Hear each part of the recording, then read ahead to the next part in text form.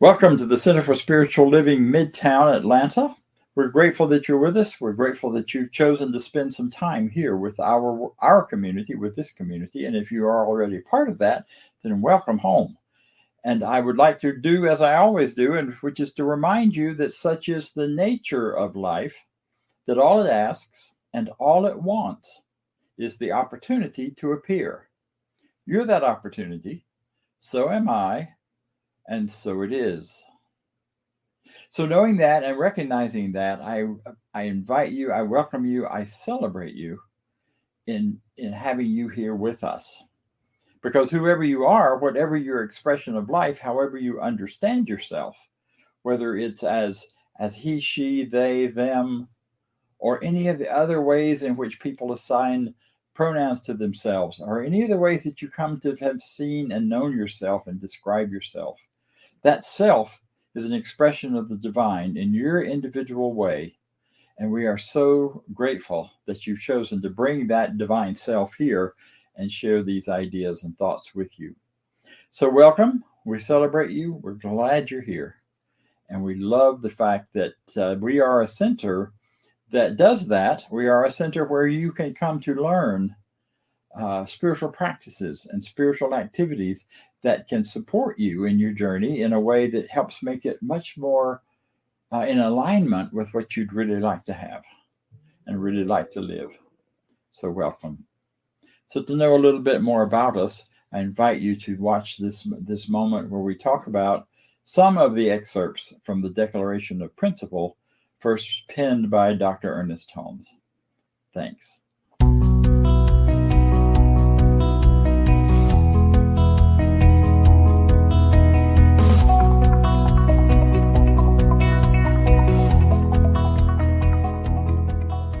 I believe in one God, one absolute power and first cause to all things.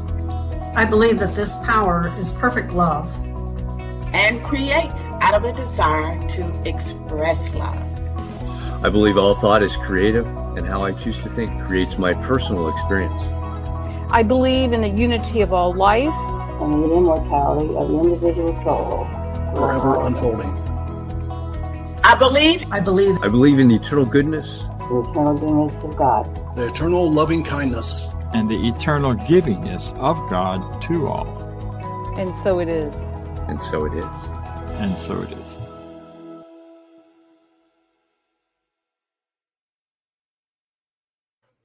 If you want to know more about what we believe and what we teach, that Declaration of Principles and much more information is also available at our website, cslmidtown.org. I invite you to take a look at that. Those folks were members of our center. They are practitioners and board members. We talk a lot around here about practitioners. Practitioners are all of you, or every person, any of you who use your thoughts, your ideas to change your lives in some way, are practitioners. Now, yes, I admit today. So, and licensed practitioners, however, licensed by the Centers for Spiritual Living, are folks who use the principles of the science of mind and similar teachings and have learned how to do that in a way that has brought great good to themselves and can also work with other folks to bring great good as well. So as we do that, as we put this forward, we license people because in that licensing, we recognize their ability to do all of that I just described. So all ministers in this teaching are licensed practitioners first. Before we take on the bigger responsibility of leading a community, it's imperative that we understand and are able to use the ideas of science of mind, the ideas of new thought, to change our lives and to bring change to other people's lives as well. So today I am the practitioner of the day, which means I'm bringing you the thoughts and ideas. And I'd like to do a word or two about what this whole thing about practitioners and prayer, spiritual mind treatment, we call it, which sounds kind of clinical. First time I heard it, I wasn't sure what that meant, or if there were guys in white coats that were going to come in and take over and take care of us. None of that is what it's about. It is simply a more specific term for affirmative prayer, because in affirmative prayer, what we are doing is not begging God for something, because it's already all been given to us. What we're doing is we're aligning our own minds, our own consciousness, so that we are open to the flow and the receptivity of the good that is already available to us, all around us, in us, and through us. So spiritual mind treatment, we are treating our own minds to better ideas, a better way of living, a better way of thinking that opens us up. It means turning away from those limiting negative ideas that say there's something wrong with us, that say we're not good enough, that say some people will even do not even feel human, or have that belief that they're not fully human. Whereas we know that fully human means being fully divine and fully spiritual. So it's, or at least that is how we teach and what we believe. So as we do that, and as we bring that forward, it's a matter then of changing my mind in order to receive those better ideas. It's lifting my mind to a higher or broader expression of life. So today I'm going to invite you to join me, if you will, as I lead you in a spiritual mind treatment. As we always say, I will do this in the first person because I can only treat my mind about you. And I invite you to take whatever parts of it are real for you and that you can connect with and bring it into your mind. And let the rest go. Don't argue with it. Don't fuss with it. If you want to argue with me about some of it, you've got my email, you've got my information. I'm happy to have conversations about any of this. But for now, just allow whatever isn't for you to just wash away. Just don't put any attention to it. And instead, put all of your focus and attention on the thoughts and words that are meaningful and matter to you. Because out of that grows a greater and greater community and a greater and greater consciousness of the power and goodness that we really are. Back to that whole opening statement, we are life. We are nothing without life. So join me if you would like. I would just say that God right now is the only idea that matters. Spirit, life, the infinite, energy, all those are synonyms for this one something, this beyond definition, and that yet we can have a deep sense of, an awareness of. That there's more to me and more to you and more to everything around us than meets the eye. That everything that we experience and know is creative energy. It is a form of energy that's taken shape and that's held into relationship with itself in order to be able to see and to know and to recognize it. So this one power, this one life, this one divine is creating all that is, allowing it to take shape and form within that one power. It doesn't come out of it, it does so within it. So my life, my individual version of my life, is indeed a rich, powerful expression of this one power. And as I move through my life, and as life moves through me, I move through the awareness and claim for myself that all aspects of life are available to me. I open my mind, my heart, and my belief systems to receive it. And as I think in terms of how it shows up, how all of my life flows, I turn my attention to my prosperity.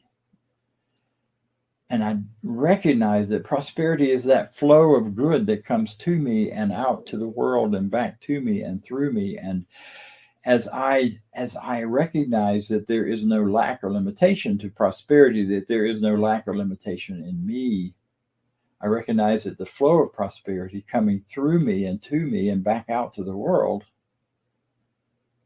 is limitless, So I open my mind and my heart and my ideas for allowing and generating and creating and expressing greater and greater prosperity. When I think of my health, I recognize my body is but a slowed down, condensed version of spiritual energy, of energy itself. Every molecule, everything below and beyond the molecule, on the quantum level, there is only energy and only light and only life. So I recognize my body as having within it the blueprint for perfect human body. And as I recognize that, I welcome it into every corner, every part of me, awakening that perfect divine blueprint in every aspect of myself. From my functioning of all of my internal parts to my external parts. This thing called God, this thing called spirit, breathes my breath. It beats my heart. It moves everything through me that's happening. And as my body is this amazing collective of life forms, I know that every aspect of it is functioning perfectly and well, and I claim that for myself right now. I also claim for myself this reality that working perfectly in function opens and allows me then a greater freedom and an ability, an ability to express the gifts and the love that I have out to the world through my work. So that all of my work becomes an expression of who I am and of what I want to give freely and easily and joyfully. Knowing that I am richly compensated for all of it, and knowing that in that being the case, I can only set myself free to give more, to live more abundantly. And in the knowing that, I know that a core part of this flow of creativity, this flow of life, this flow of prosperity and health is relationship, because all of it is in relationship to whatever else is around me. I am in a relationship with my family. I'm in positive, powerful, loving relationships with people that I meet and may perhaps don't even know until now. I stay in this openness and awareness that that love is a flow of goodness. It is a one piece. It shows up as kindness. It shows up as helping. It shows up in lots of different ways. It shows up as honoring the beauty and power of another person on their individual path. And so I accept that, and I allow that love flow to me. I know, because I am a creation of this divine energy, I am loved. I am loved beyond the love I have yet to be able to describe or fully experience. So I open myself to that. I open my reality to this love right now, right here, knowing it shows up all around me in so many different ways, and allowing this love to flow with ease and grace. I recognize that the wholeness of my life is now all about circulation and flow. Flowing of good to me and flowing of good from me out to those I care about, and to the world that I perhaps don't care about. And by just recognizing it, I'm opening to a bigger and greater idea. As I do this, I recognize all the lacks and limitations that may be popping up in my mind. I see those things that just go, you can't be prosperous unless you have X amount in the bank. You can't be healthy if you've got anything wrong with you. You can't be. All of that kind of belief system, I now release and relax back into the nothingness it tries to come from, and allow myself to stand in the truth of what I really am. Not afraid to look at those negatives, but also not limited or controlled or managed by them. They no longer have power to create in my life. And instead, I live in great prosperity, great freedom, great health, great love, and with opportunities of giving that is great work. I'm grateful for this. So grateful that this is the user-friendly universe in which we live. And in this user-friendly universe, I'm so grateful for all of the people who share and join me along the path. I'm grateful for the people who who show up as avatars or as those who are opposed to everything I'm about, because when they show up, they teach me new lessons and allow me to grow and go deeper. So I celebrate all of it as life flowing and bringing to me something of value. It's never done to me, it's always done for me. Recognizing that, I can sink into this prosperity, this gratitude, and allow it to flow and unfold with ease. Knowing this, I let it be, because I release it into this great spiritual law of ours to take it forward and take it forth and bring it back to me in forms and shapes that I recognize. Letting that be the truth, I can let it be, and so it is. In just a moment, after we hear some wonderful music, our guest speaker today is going to be talking with us about the beloved community and expression of prosperity. And what I want to say about our guest speaker, he's a friend, Jim Lockard, Reverend Dr. Jim Lockard. He is a CSL minister and has been about as long as I have, quite a while. He is also an author of 2 books. He is an international speaker, and truly international. He lives now in France, and he is in communication with progressive thinkers all over the planet. He does a lot of work in the area of spiral dynamics, looking at through that lens at what's happening in the world. He does workshops and presentations on it. He's going to be presenting again today at 2:00. I'll tell you more about that later. Right now, let me invite you to sit back, recognize, open up, and enjoy some new ideas from Reverend Dr. Jim Lockard. Take it away, Jim, after the music.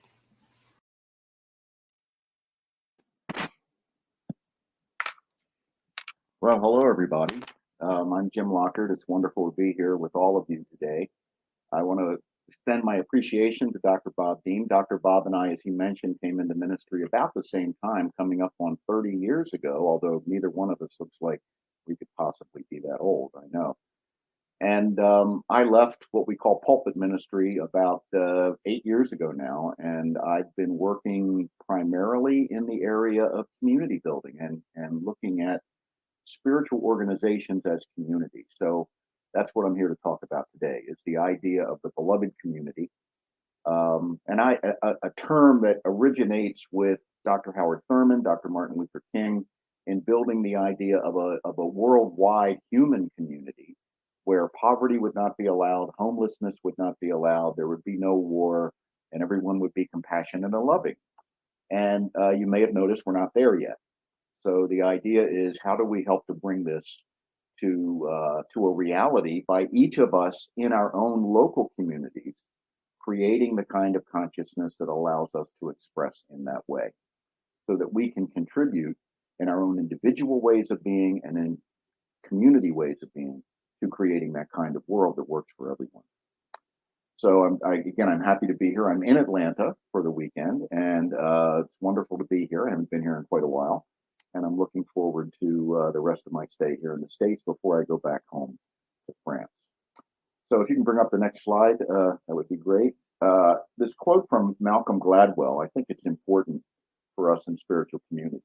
He says, or wrote, if you want to bring a fundamental change in people's belief and behavior, you need to create a community around them where these new beliefs can be practiced and expressed and nurtured.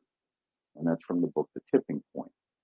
And this idea of being in community. Now, there's a couple of things that you may have noticed are going on in the world. One is the recent pandemic that has not fully run its course yet, obviously, but that has severely affected how we gather, how we do community, not only spiritual community, but all kinds of community. People are working from home more. There's just all kinds of ramifications and effects from this experience. And another thing that's been unfolding over time is something from what a field we call cultural evolution, is that people are moving out of the organized kinds of activities, including organized religion. That attendance for religions across the board in every denomination have declined over time. and that we're experiencing that. So the effect of the pandemic has been in a way to sort of turbocharge that. And it brings up the question of how do we gather in community? How do we create that space for that kind of support, the support system that we need to fully live our spiritual truth? It's almost impossible to do it alone, because you're out in the what we call the real world. You're out in the world where going within and being compassionate and being loving isn't always looked upon favorably. It's looked upon as a good idea, but in practice, we don't really act that way, do we, as a rule? So we need a place to come, to be together in some way, to allow ourselves that safe space to do that kind of growth and development that is so important, to develop our own emotional and spiritual intelligence, to be able to be around people who are on that same journey, although they may be doing it in their own way, to have someone or some group of people that have the capacity to teach us what we need to learn, and to simply be in a place where community allows us to bond together. Spiritual community provides space for things like rituals, for marriages and memorial services and baptisms and things like that are so important to our understanding of ourselves in society and in community. It provides space for us to learn and practice spiritual truths and spiritual techniques and practices so that we can develop and do our work. It's sort of like you go to the center, or you attend classes, or you watch this kind of a broadcast, and then during the week you practice what you have heard and learned so that you're able to grow and develop and create the kind of life that you desire. I really believe, my wife and I, Dorianne, has been in this teaching for many, many years. We met, actually, interestingly enough, in 2003 when we were both elected to the board of directors of our spiritual organization. And that's when we met, and we were married a couple of years later. And we both have been practicing this teaching for a few decades now. And I really, if someone says to me, how are you able to live in France? How are you able to make that kind of a choice and have the abundance to do it? I would really say because I practice this teaching.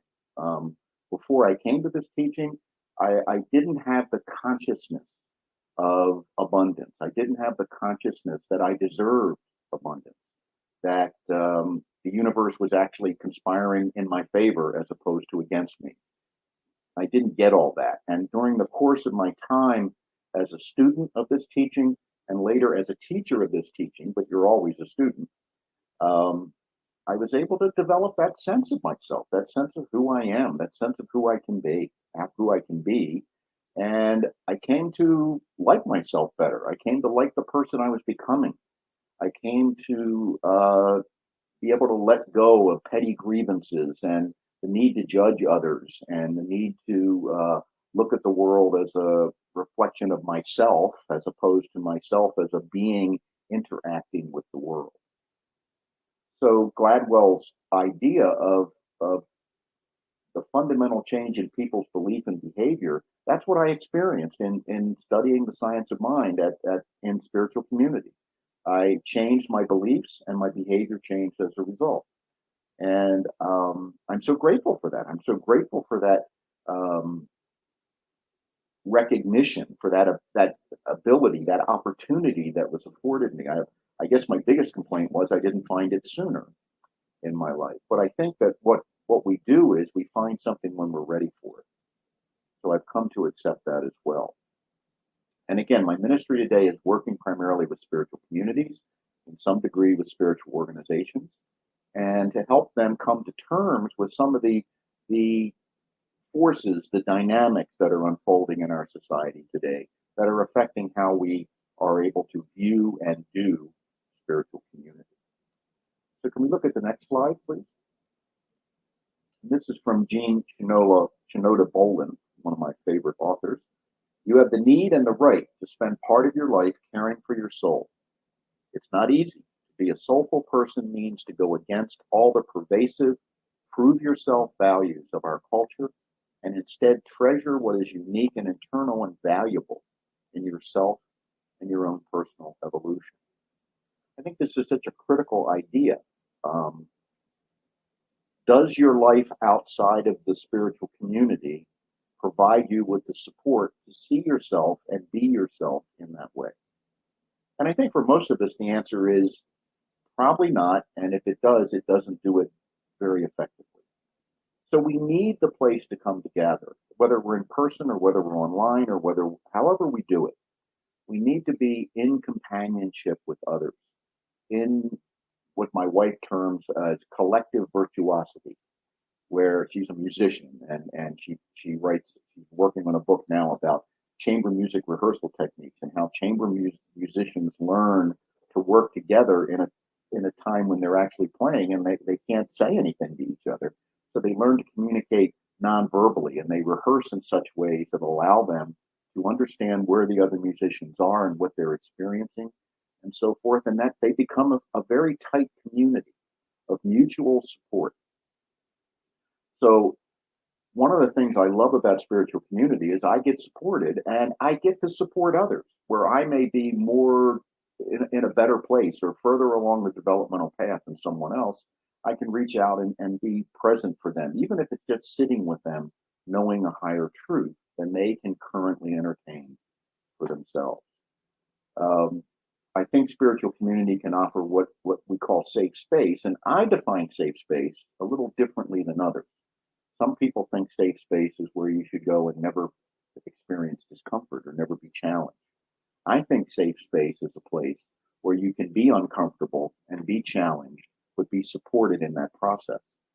Because we realize spiritual growth doesn't occur except by going through discomfort, going through getting out of a certain mindset and moving into a better mindset, a truer mindset, a more expansive and more deep mindset. And our ego structure doesn't let us do that easily. You know, it's usually after we struggle against ourselves and our perceived notions in order to realize something more powerful and something deeper. She says, you know, the all-pervasive prove yourself values of our culture, you know, where you have to show up and prove to me who you are and prove to your boss that you're worth the money they pay you, or prove to your father-in-law that you're worth, you know, being a partner to his daughter or son or whatever. And, you know, that's so much of our lives. I remember, you know, going to school and as a young boy and just feeling like I had to prove myself to everybody. I had to, you know, spend a lot of time guessing what the teacher was thinking so I could give the right answers. And I wanted to be seen by my friends and fellow students in a certain way, so I'd maybe alter my behavior from what would be more natural for me. And we've all gone through that to one degree or another. And on top of that, if your existence and who you really are, your identity has been one of those that is not generally accepted in society, then that has been a heavier burden to bear and a more, well, I'd say a tougher battle to come out, to come forward, to be who you are, and to do that and accept yourself even in the face of others not accepting you. You know, I consider myself lucky.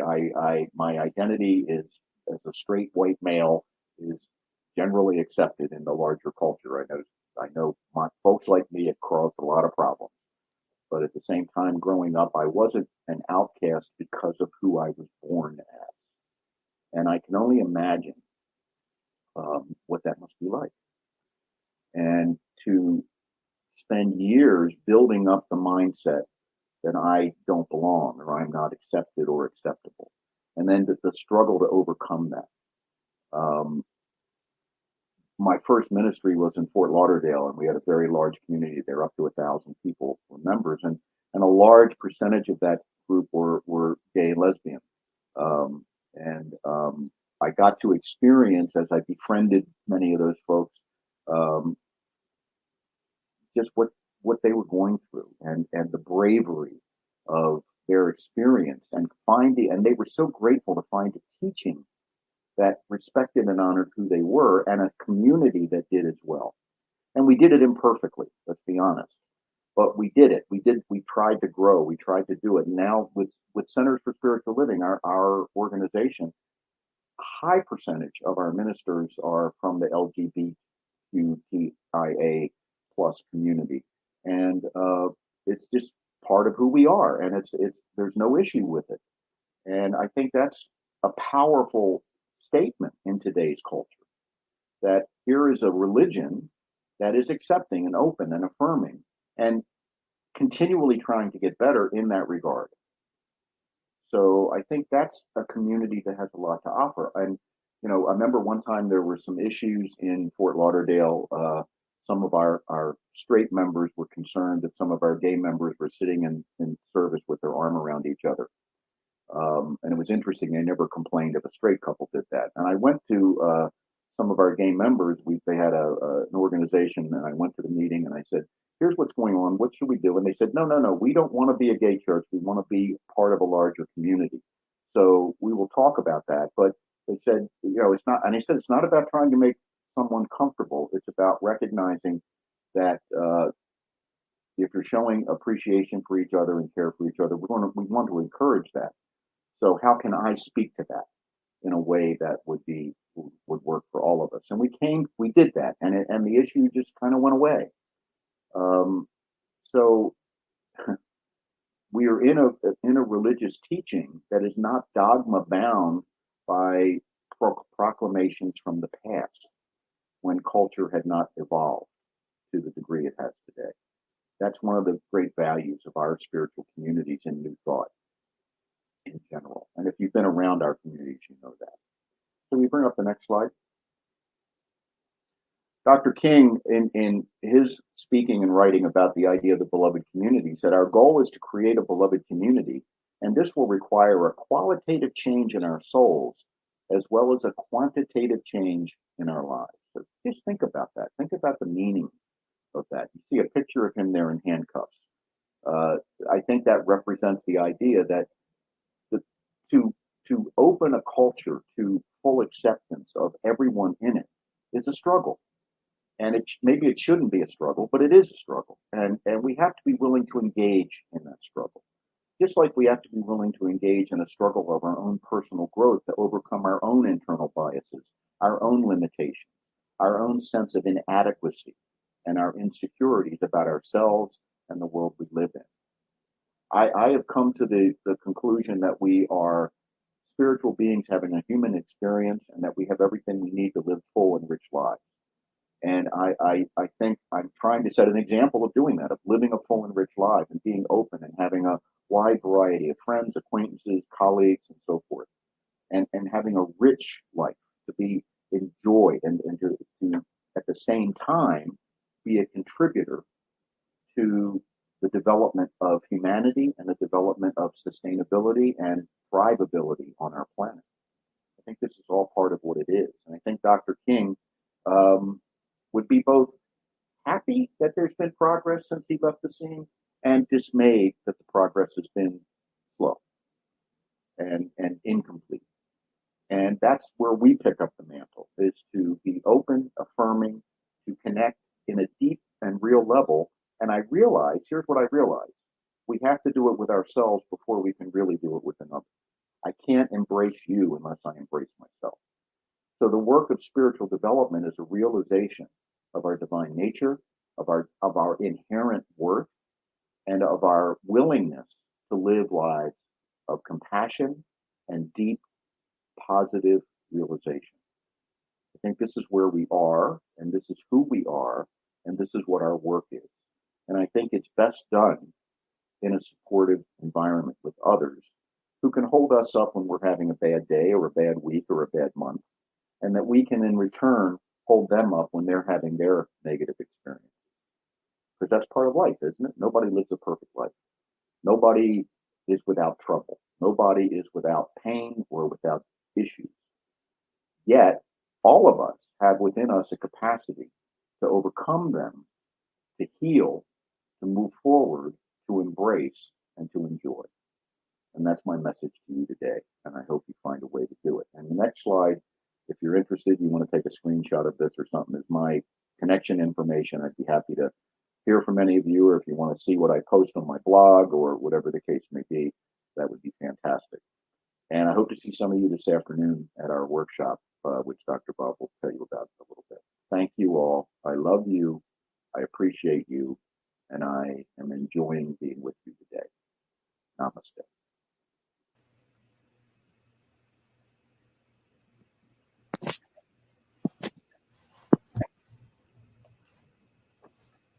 And now we'll hear a word from our wonderful treasurer, Vance Blue. All right. Thanks, Dr. Bob. Thanks, Dr. Jim Lockhard, for that wonderful talk about community. And in that knowingness we gain in this community, spiritually, personally growing, being in this community. So now's our time for giving back financially, mostly here. And as you see, you can donate at cslmidtown.org/donate. It'll take you right to the donation site, or you can click on the QR code on this slide for our affirmation of prosperity. I live in a universe of abundance. As I freely and joyfully give, I join in the divine flow, and all that I share with life returns to me multiplied abundantly. And so it is. Back to Dr. Bob for some announcements. Thank you, Vance, and thank you, Jim. Yes, yes, and yes. So what else is happening today? Today we are having a workshop at 2 o'clock, beginning at 2 o'clock from 2 to 5, called Are You a Spiritual Edge Walker? This will be led by Dr. Jim, and he will be leading us through some fun processes as well as some education and learning and understanding. If you are interested, if you have found today's talk to be at all enjoyable, come on out at 2 o'clock. You don't have to pre-register. We'll be on the second floor at the City of Light, which is located at 3125 Presidential Parkway in Atlanta, right where 85 and 285, it's close to where that comes together. Easy access right off the expressway. So please plan to join us for that. If you found this at all useful and interesting, there is a request for a $40 honorarium or a $40 contribution for that, and love to see you there if you can, or if you choose. Also, coming up next week is our next time to be gathering in community together physically in person at the recreation center where we've been meeting all year. That will be a potluck. It will be a talk and a potluck. It will be online. It will also be broadcast as this is through various places. Yes, the Garden Hills Recreation Center, thank you, is where we will be located for that.